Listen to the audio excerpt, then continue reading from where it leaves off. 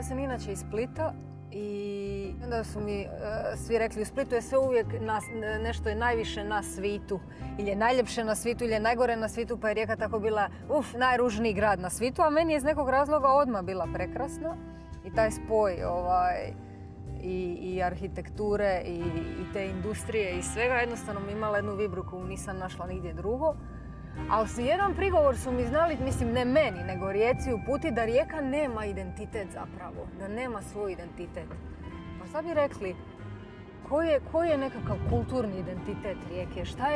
Šta je kultura Rijeke? A kultura Rijeke je svi oni veliki sistemi i sve ono što je prošlo kroz Rijeku. To je kultura Rijeke, koje je Rijeka zagrlila i koji su Rijeku htjeli. Zato što su u Rijeci prepoznali nešto posebno. Mislim, ovu cestu koja vodi preko Banskih vrata je napravio Napoleon.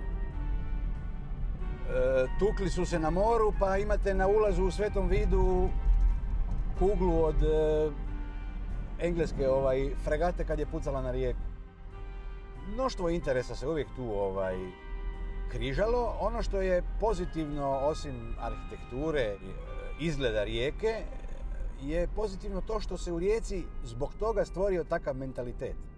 Da pravi Riječani ne etiketiraju ljude po porijeklu, po otkud su došli, po navikama i načinu njihovog govora. Nego ih stavljaju jednostavno u kategoriju ili si čovjek ili nisi.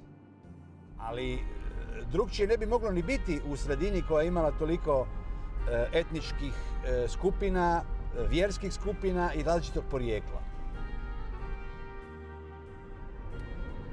Jel mislite da smo to uspjeli zadržati tu? Nismo, gubimo to. Gubimo to zbog toga što gubimo ekonomiju.